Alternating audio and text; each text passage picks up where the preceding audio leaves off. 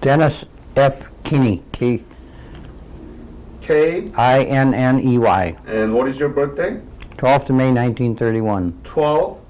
The May, 1931. I'm sorry, December.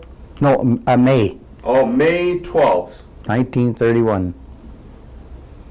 Where were you born? Green Bay, Green Bay, Wisconsin.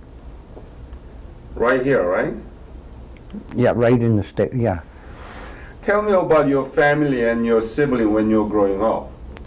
We grew up, well, it was during the Depression, and all us kids, we'd work in the gardens, and everybody did, because nobody had much money or anything like that.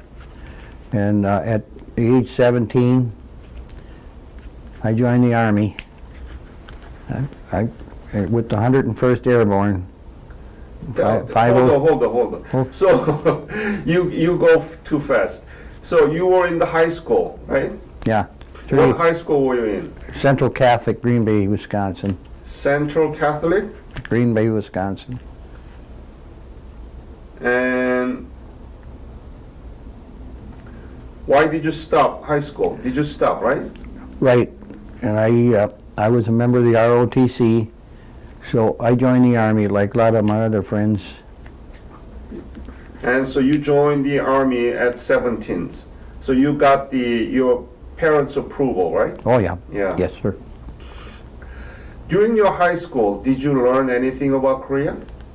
No, Nothing? nothing. They didn't teach anything No, about no, Korea? no, not like, Wow. Why is that? I don't know. But I read a lot of books and stuff like that, and, So did you know about Korea? well, yeah, a little bit. What did you know? Well, where it was and all that stuff. Mm-hmm. So you joined the Army. Where did you get the basic military training? Camp Breckenridge, Kentucky. Camp. Breckenridge. Could you spell it? Let's see, B-R-E-C-K Ridge, R-I-D-G-E. In where? Kentucky. Kentucky. And after that, what did you do? After that, I was sent to the Far East, to the Guam. What was your unit? Well, at Camp Breckenridge, I was 101st Airborne, the 506. 101st Airborne. 506. Okay. And what was your specialty? I was in the port, but then I got assigned to the 98 Port Company, Philippine Scouts. What do you mean pork? The port of Guam. Oh, Port of Guam. Mm-hmm. So when did you leave from the United States to Guam? Let's see, it was, I think around the 1st of January, 1949. And what did you do in Guam? Well, I worked in the port, unloaded ships and stuff like that, but then I got assigned to the 98 Port Company. 98. Port Company. Uh-huh. That was the Philippine Scouts. So I was a member of them, and that's where I contracted jungle rot and malaria. Oh. They had no pity on the Japanese, when I was with them. So I seen a lot of killing at 18 years old. So what happened to you then? Well, they put me on a ship, sent me back to the States. But meanwhile, a lot of my buddies from the port were sent to Korea right away. So we'd have been the first ones in there. And I probably would have joined the 24th Division of Busan. When did you leave for Korea from the state? You went back to yeah. because of malaria, right? Yeah, yeah. And then when did you leave from the United States to Korea? Oh, let's see. I'm back, I think in '53 from, with the Air Force to Okinawa. Where, And so from Okinawa, did you go to Busan? No, this was the Air Force, so I went to Okinawa, and the only time I flew in there it was with the general on a B-17. He was our 51st fighter from Okinawa was stationed there in Korea. What's So- his name, General? General Fayar Up the Grove, Major General. So you are not in Korea. No, not in the ground forces. Uh-huh.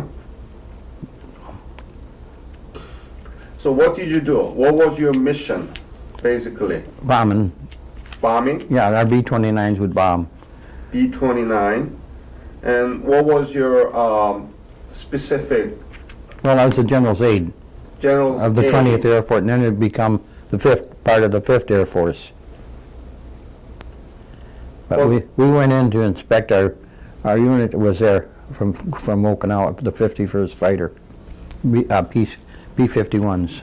So you were completely recovered from malaria, and then you joined the Air Force, Well, yeah.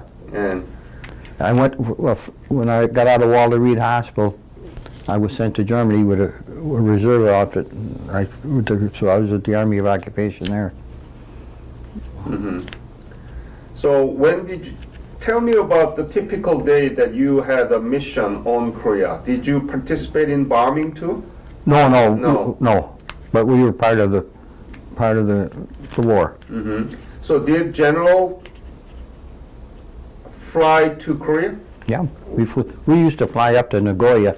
That was our headquarters. That's a Japan, Nagoya. Yeah, in Japan. And from Japan, did you go to Korea? No, I went back to Okinawa, and then we that's what was the station was at Kinney. And had General ever landed in Korea? Yeah, Ah, that's why we went to visit the 51st, who was stationed there. tell me about it. When did you arrive in Korea, and what did you do with the first 51st what? A fighter unit. Tell me about it. They flew P-51s. So we went. That was one of our units from Okinawa. So we went on an inspection tour. And 51, where were they located in Korea? Oh, let's see. I forget the name of the air base. Daegu? Probably, yeah. Daegu or Gimpo, or which one rings I the bell? don't recall, but Was it south or north? no, it wasn't north. It was south. South, very south of I think it was pretty close to Seoul. Seoul? Seoul. Oh, okay, then it's a Yeongdeungpo? Could be. Yeongdeungpo, Gimpo. I just don't remember. But And tell me about any episode you remember when you were landing in Korea with the general. no, we visited our unit there after we landed, and we didn't stay too long, you know. But that was his own aircraft, the B-20s. So I flew all over the Pacific on his B-17 with him. Another good incident, we flew down to Taipei, and I had to shake hands with Chiang Kai-shek You did? and Madam Chiang. I had a nice talk with her. And then I told her about when I went into the Air Force, I was down at Luke Field, when the Chinese pilots come there, when they graduated, and every one of them graduated. And when we went out to Phoenix, to the restaurant, I went in there and ate with them. That's very unusual. I told that to Madam Chiang, and she said, well, that is nice, Sergeant Kinney. That's really nice. I said, Yeah. I really appreciated it. And were there any dangerous moments that you might have lost your life? I don't recall. Not really. How prestige was it for you to fly with your general? Oh, What is his name again? Could you Fayar spell Up the Grove. I got this picture in there. He was a World War II commander, B-17s, it? Could you spell his name again? Up the Grove, U-M-P. God, I should have brought that book up with me. Well, we'll talk about that later. So that was very prestigious. Oh, to yeah. fly with him, right? I met a lot of generals and stuff. And later on, who was the 506 commander in World War II? General Maxwell Taylor. And I told him, you know, when I drove for him, 4 stars, he was UN commander. And he visited Okinawa, and I told him, well, I had a nice talk with him too. What do you think about the Korean War from your perspective? You were not there to serve in the Yeah. Korean theater. Not in any of the fighting units. Yeah, no. but what do you think about the Korean War? Do you remember anything specifically, or what do you think about the historical importance of the Korean War? Very important, I think. How? Why? Well, they didn't want to become communist, I know that. Uh-huh. What else can you talk about it? Well, I figured it was justified, you know. And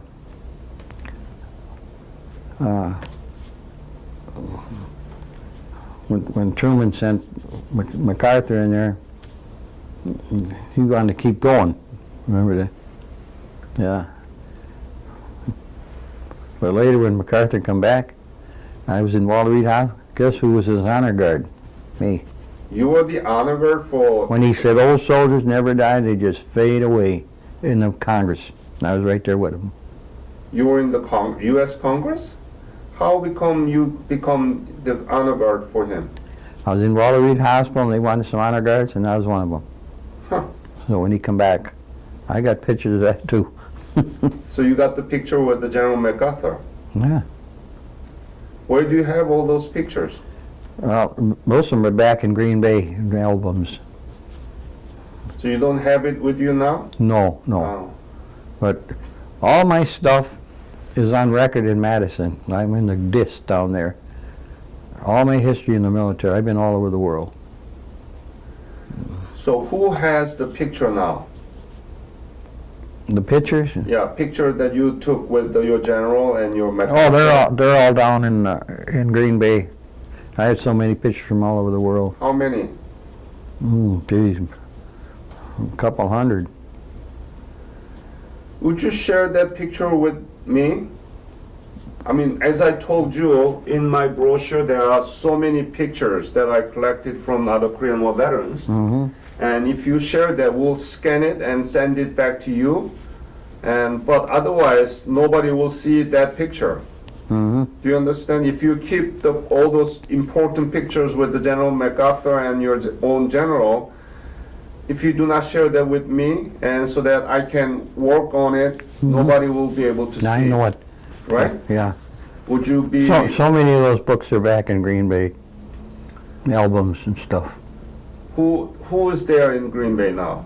Your family? Oh, yeah. Uh-huh. Yeah. My sister takes care of me. I'm 100% disabled. So can she send your album to me? I don't. I'm going to Green Bay. I'll see if I can pick it up. Yes. On the 21st, I go for medical there. Oh, you go there? Yeah. How Oh, long yeah. does it take from here to Green Bay? About an hour or almost 2 hours. Oh, that's it. 70 miles. Yeah. So if you share that picture with me, I will scan it and then I'll put in the website with your interview so that everybody can hear from you and see the picture with the General MacArthur and your own general, okay? Yeah. The picture I got when he was coming up to the Capitol, he was in his car. But then I went inside when he went inside, and I went inside with him. But I don't know if they got a picture of that or not. That's an honor, right? Yeah. Everybody says I was in a great honor. Yeah, so that if you give me the picture, we'll scan it, put it on the internet so that students and teachers can talk about you. Dennis Kinney shaking hands with MacArthur. That's a nice picture. Yeah. Yeah. So, other than the deterrence of communist attacks against South Korea, what do you think is the importance of the war? And what is your are you proud of your service about Korean War? Oh, yeah. Yeah. Tell me about it. Why? Well, it's hard to explain. But, you know, I spent so much time in the military, Europe, Asia, and Africa, that where I really did the fighting when I was with the Special Forces in Vietnam, in Thailand. That's very good. Yeah, So when did you retire from Air Force? yeah, the Air Force. Mm-hmm. 1979, 30 years. I got those right in my room, the two retirements. The regular retirement and when I went for 30 years, I got that too. Oh, by the way, did you take a picture with Jang Ge-seok? I don't think so, when we were up there in Taiwan. Unless they might have took pictures there, you know, but when I talked with them and stuff like that, I didn't have to take any pictures. And why did you get 100%? Well, I got with the jungle rot and the malaria and I got diabetes real bad, and I've been in airplane crashes and head-on crashes in the military. Whoa, tell me about it. Where did you get the crash? 1957 up in Michigan, the car hit me 85 miles head-on. And that was one of your Air Force mission? Yep. Ah, I'm sorry to hear that. Yeah, and the one in the airplane crashes in Libya, we were coming down from Germany, and we crashed at Wheelers Field. But we all got out of that okay. Uh-huh. Well, C-124, big monster. Yep. Yeah. We were going to ditch in the Mediterranean. You don't want to ditch in there. So you got out of it there. Yeah, we got out of it okay. That's good. So when did you join this Wisconsin Veterans Home? Oh, it was almost 2 years ago. Do you like it here? Oh, yeah. I've been here so many times. I used to bring people here and stuff like that because I started the DAV transportation with Dick Marbs out of Green Bay. Now it's a big outfit all over the United States. Mm-hmm. Any other episode that you had with your general when you were from Okinawa to Korea and back and forth? Well, like I say, we went down to Taipei. We've been to Clarkfield. And we go up to Nagoya, which is our headquarters, quite a bit. So it was an honor to fly with the general. Mm-hmm. He was like a father to me. He says, "You're like my son." He had 2 daughters. I got pictures of that too. So you got to share the pictures with me, okay? Okay, I got the book right downstairs. What about the magazine you have? What is it? The Korean, It's Graybeard. the Graybeards. I've been with them. Show it up to the camera. Yes. Do you like that magazine? Oh yeah, I've been getting it a long, long time, and I share it with people. I got 2 of them. I got another one in my room. I brought $100,000 donation from Pantech, Korean company called Pantech CNI. His name is Byung-Yup Park. He's my close friend. I asked him to donate for the Korean War Veterans Association. Oh, yeah. He donated $100,000 for Did he? that Graybeard. Oh yeah, I enjoy getting it. Yeah. You know, because I always look for some of my buddies that were in Korea there, because we would have been the first ones there. Mm-hmm. Except for Meg. My good friend was there before Korea, training people. He's dead now. He used to tell me about that, you know, the training before the Korean War started. So Dennis, do you know what happened to Korea now? Well, Modern Korea? oh yeah, About modern Korea? you never. I've seen pictures. I never went on any of the tours because I don't travel much anymore. But the way Seoul has been built up and stuff like that. So what do you think about the modern Korea? I guess it's sort of nice. If you go back there, it's so different. But then that goofy guy up north, Kim, yeah, it's too bad. Too bad. Hey, So are you proud that Korea now become 11th largest economy in the world? oh yeah, You know that? I know it. I had some of the Kias, cars. Oh, you have a Kia car? I had one, a couple of them. How did you like that? Oh, real nice.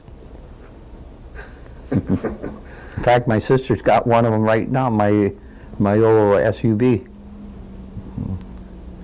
So When you were in Korea, 1955, there was.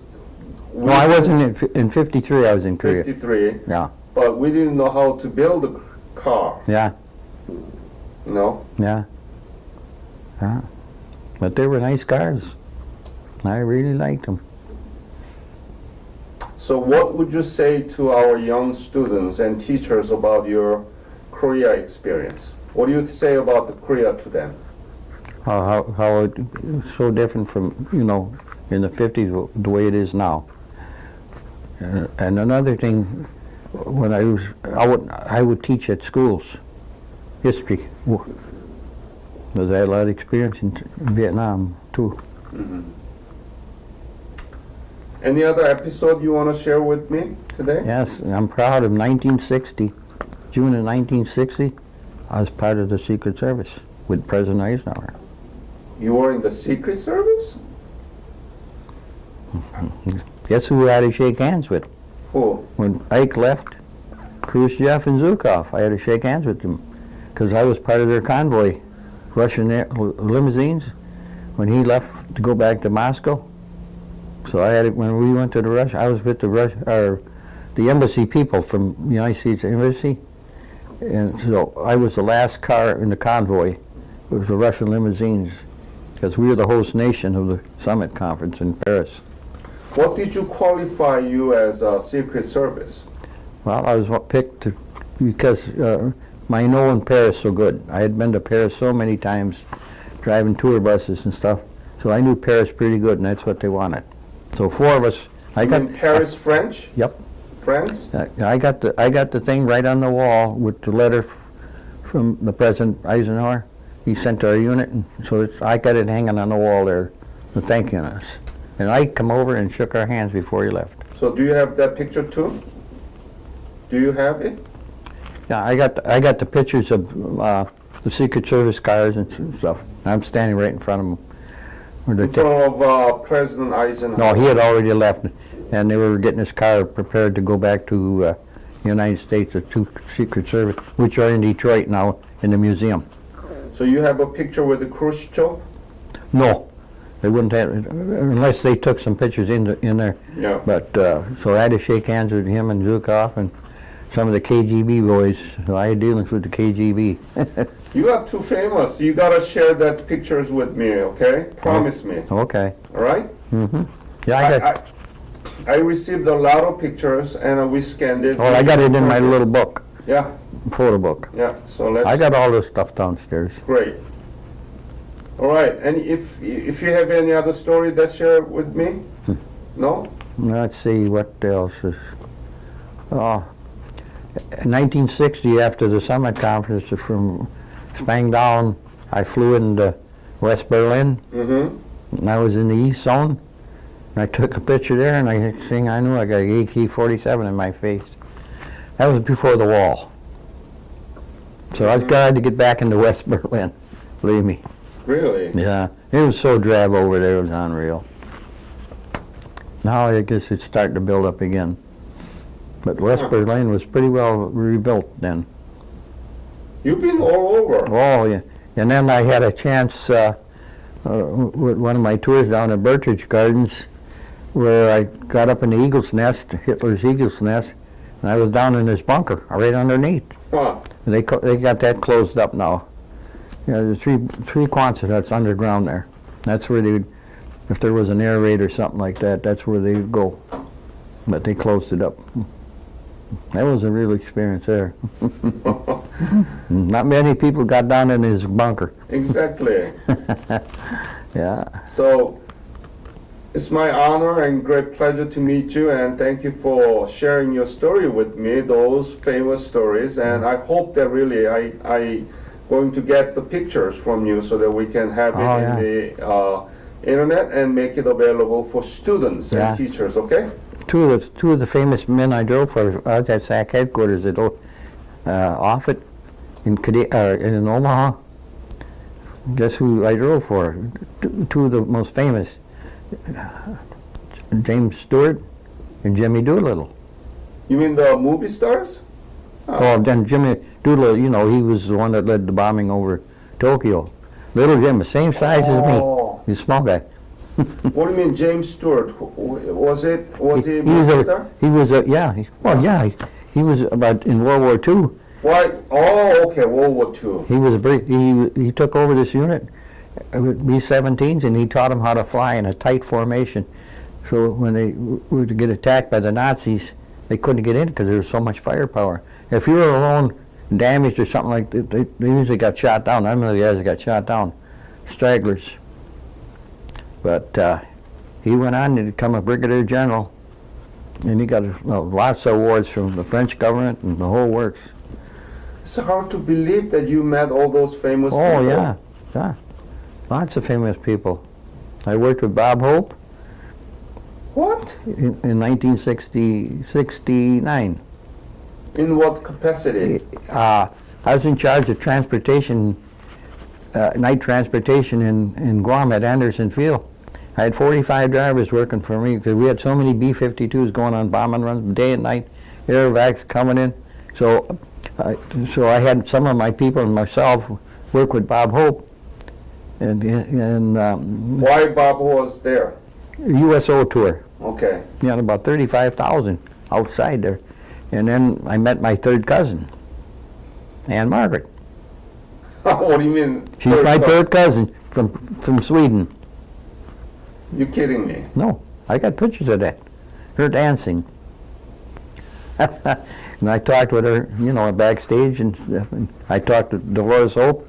She says, how'd you get along with Bob? It wasn't easy. He was serious on those tours. All this real? Yeah, it's real. I Sir, got pictures of it. believe. I got pictures of it. You can get the picture from others. Did you have a picture with Anne Margaret together? No, because we were so busy back there, and the photographers were taking pictures of different stuff. But I got pictures of that on the stage there with all the other actors and stuff. What an amazing military career you had. Yeah. Huh? I had another good friend of mine. Well, she's dead now. She stayed up at the general's house with us for 2 days, and she was on a U.S. tour. Debbie Reynolds. I took Debbie Reynolds all over the island of Okinawa. And I got a picture of her. We were sitting down base operations, and they got a picture of her. The Air Force took them. And that's when Liz Taylor was putting a hit on Eddie Fisher, who she married later. And Debbie was devastated there. But she's been I've seen her in Vegas again, and she's always been my friend up to the day she died. Wow. What a nice woman she was. So you gotta give me those pictures, okay? Yeah. Promise? Yeah, I got the Debbie. I'm sitting, but Thank you, Dennis, for sharing your story. okay. All right. Yeah, the one at Plover, I worked with what's his name, and Lavelle Piper, who's dead now. We traveled all over. That's why we took the memorial down to Mobile, and then they had the groundbreaking with the ambassador, and all the pretty girls. I got pictures of him. And we had a nice time down there at the Korean Association. And then we at Plover, which isn't far from here. I don't know if you've been there. The Korean Memorial. That's the miniature we took down to Mobile with us in the van. It was about 300 pounds. And we had that on display down there at Mobile. And then, so the wall there, I got my name on the wall at the Plover. And every year they would have that memorial. Now I guess the city of Plover took it over. But it's a nice memorial. Right off of highway, the interstate there, you can see it. Beautiful memorial. But they maintain it now. But Laverne and I, we got that going. Great talking to you, Dennis, and I would love to see. Let's go down to see your boat, okay? Okay. All right. Thank you.